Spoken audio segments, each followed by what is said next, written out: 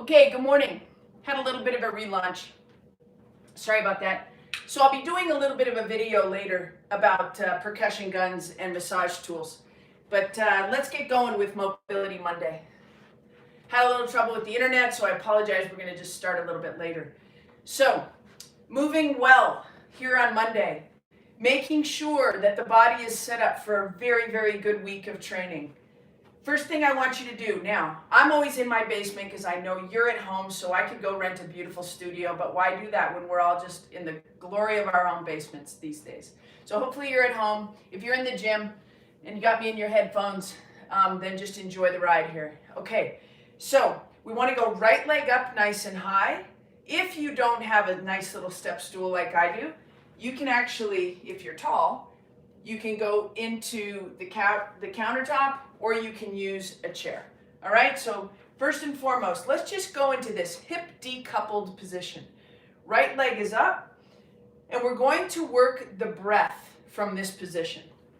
Okay, so a lot of muscles attach to the rib cage. Last week we focused on thoracic spine mobility. Now we're going to create space between the ribs and the hips. So the first thing we want to do is take two hands over your head. And from right there, I want you to take 3 big breaths. In through your nose, out through your mouth. There should be no change in the space. Most of my weight is on my down leg here. Big breath in and out. One more big breath. And out. Take those arms down. This is where we can start to see how the rib cage creates tensegrity, which is like a suspension bridge, to ensure that you do not lose posture. Okay, nice big breath, chin back, chest up, arms up overhead, stand tall. Ready? Here we go. Big inhale and exhale. Inhale and exhale. One more, big breath. As you exhale, reach your hands higher. And take your hands down. First of all, your ability to take your hands all the way over your head is so important. Right here, they're right next to my ears. I can squeeze my shoulder blades down. You can see I have a nice lordotic curve through my back. That is an important curve. We'll talk about that in just a second. Move that stool to the side. Let's take it to the ground. I want you to go ahead and take both knees into your chest. Head is on the ground, both knees into your chest. This completely shortens your hip flexors. Now, feet on the ground, and I want you to give me tension and pull your pubic bone into your belly button. Pubic bone to belly button. That should flatten your back. Hold that. Now, from there, I want to work those 3 breaths again. So let's go hands overhead, pubic bone to belly button. Don't lose that connection. Ready?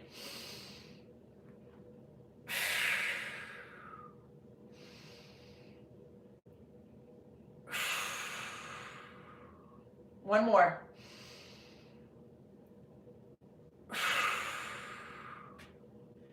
Good. So we need to be able, in the safest possible position, hold that line, hold that space, both knees into your chest. From right here, we're going to decouple the hips. The left leg is going straight out. Pull pubic bone to belly button, flatten your back, hold your right knee. 3 big breaths. You should have no space under your low back. One more.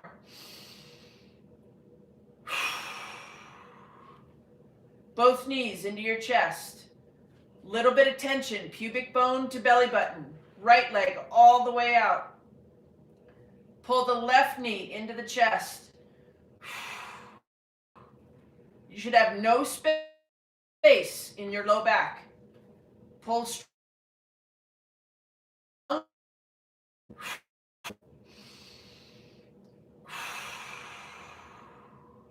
One more big breath.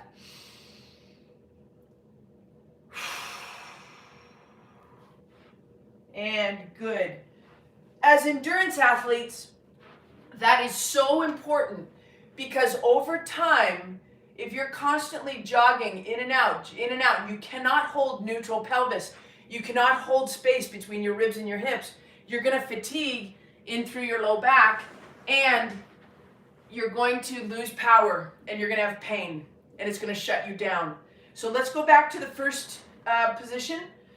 Right foot up on the step. We have now reset into a neutral pelvis, pulling pubic bone to belly button.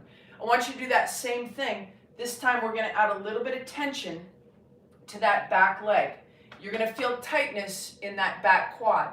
So just a little bit forward. 2 hands overhead. Pull the pubic bone to belly button now. I want you to create space and create tension in your lower abdomen. That might actually switch that glute on. Hold that nice and strong. Make sure your lead knee is anchoring in. 3 big breaths.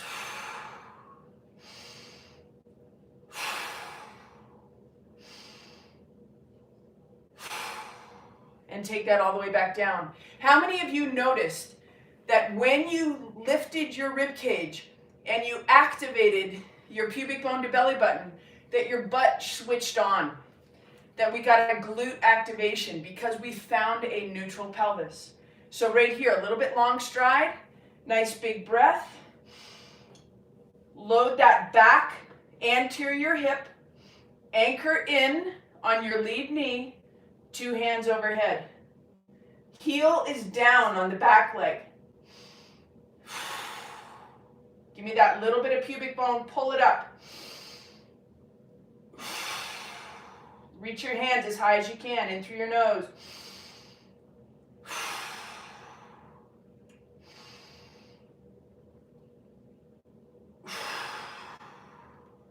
And take that back down. So we start realizing that one of our key principles, let's put that stool away. We're going to grab your foam roller.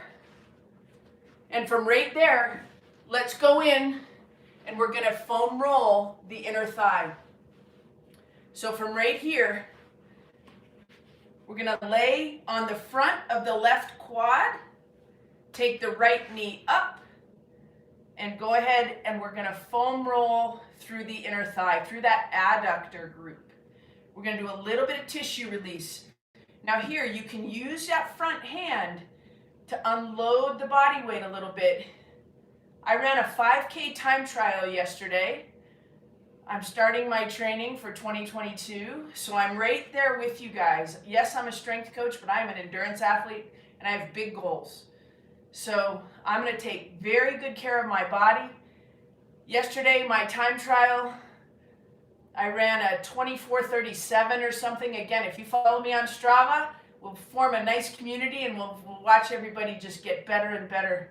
Because the less pain you have and the better you move, the easier it is going to be for you to get better. Okay, so now I'm on the front side of my right quad. Left knee is up. Let's lift that foot off the ground. Unload yourself using your upper body just a little bit. And we're foam rolling just down by the knee. Just down by the knee. If you've been training hard, this is going to be a little spicy. On a scale of 1 to 10, 10 being very painful, please do not exceed a 6. Maybe a 5 or a 6. We want to get the tissue to cooperate. We don't want to piss it off, right? Okay, good. Back on up. Foam roller to the side. Let's go feet wide stance. From this position, I want you to put your hands on your hip bones. Those hip bones we call ASIS, anterior, front side, superior, top, inferior spine. So of the pelvis. It's important to know a little bit of anatomy for you guys as you just start to find your body working better and better. So from right here, let's put hands on hips, the ASIS. Keep the chest elevated, keep the rib cage rather large. In other words, keep breathing really deep. Hands on the hips, head back.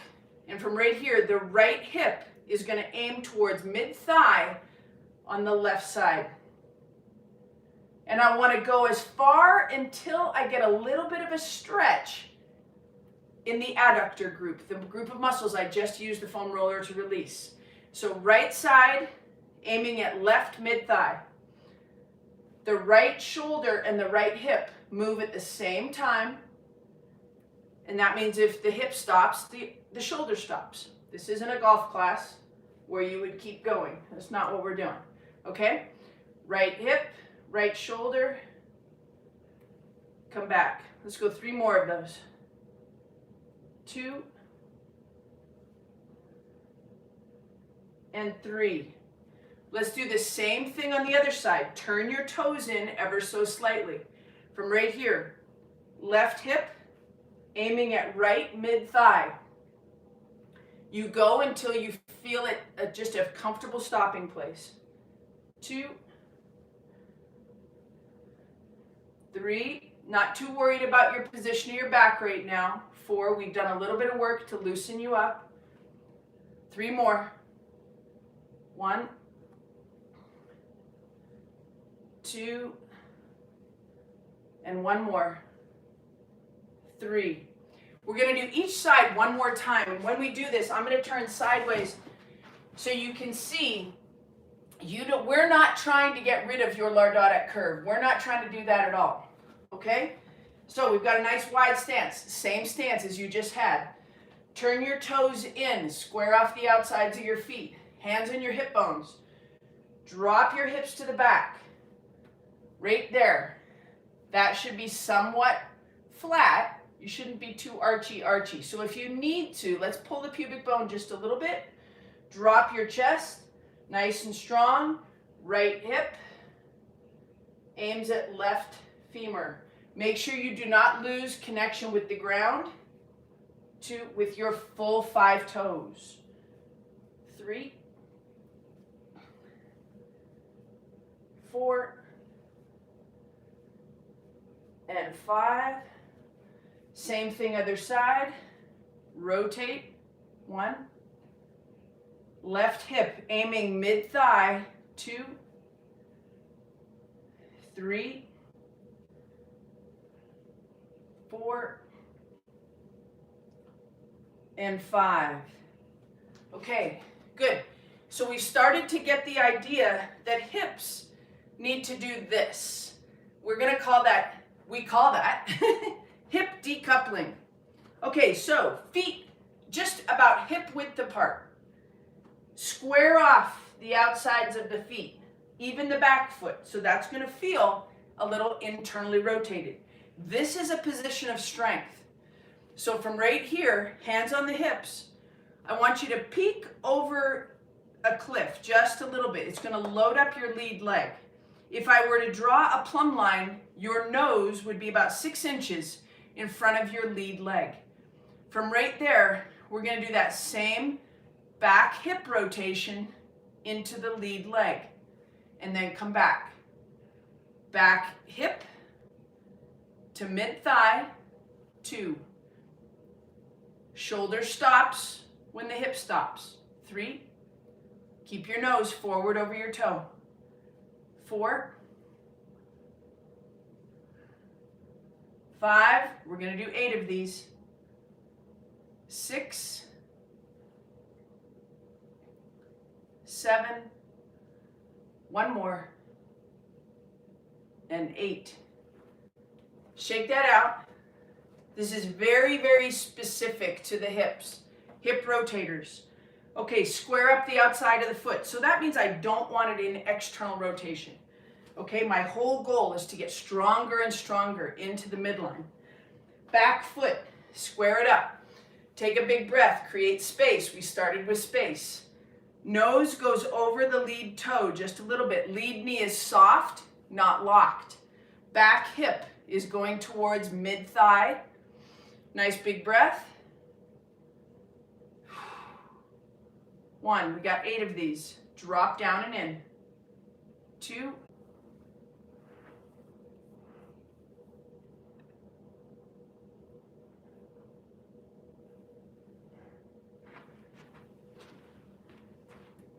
Thanks for hanging with me. Sorry, internet issues today, not sure what's going on.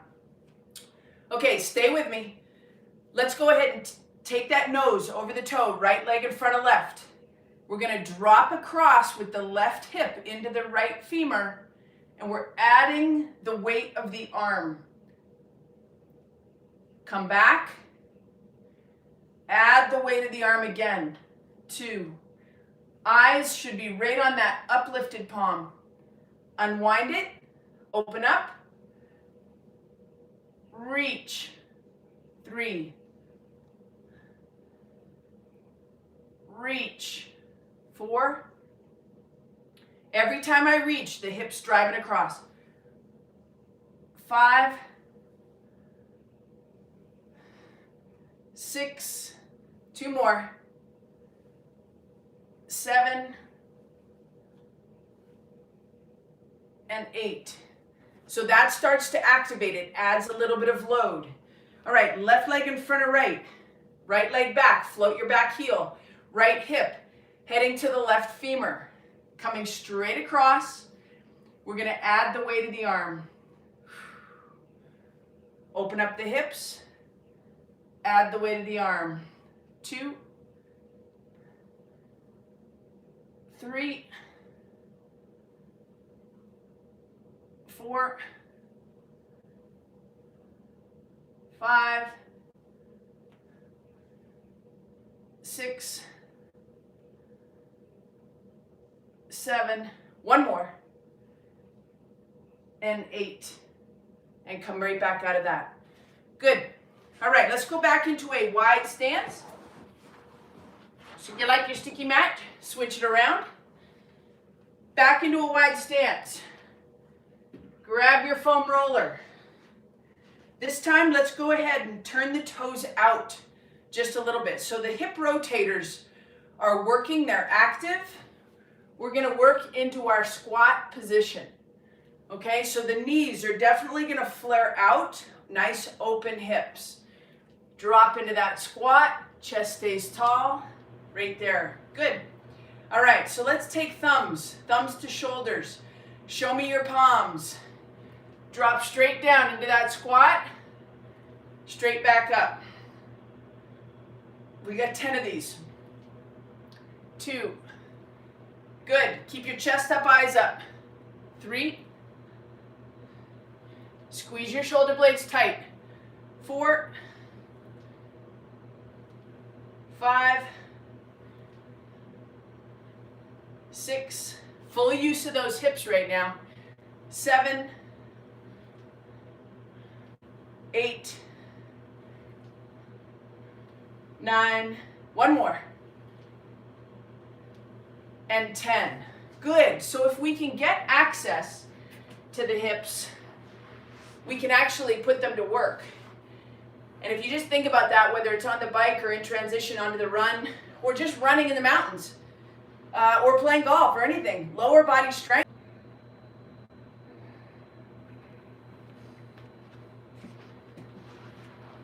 Okay, finishing strong. Let's go 2 feet onto the ground. Little bit of tension, pubic bone to belly button. Foam roller or yoga block between your knees. Head back. Little bit of tension into the pubic bone, belly button. No space in the low back. Fingertips on the ground. Squeeze the foam roller. See if you can walk your hands and shoulders away from the hips.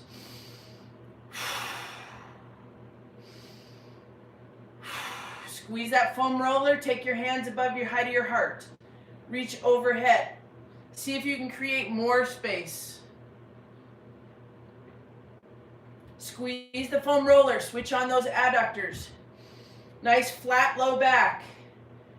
Bring your hands back to the height of your heart. Keep nice tension on the foam roller. Lift your glutes. And back down. As you come back down, lead with the low back, not the sacrum, not the big bone that's right at the top of your butt. Okay? So right there. Pubic bone to belly button. You should feel tension in your abdomen. Lift those hips high. Actively squeeze glutes, squeeze adductors as well.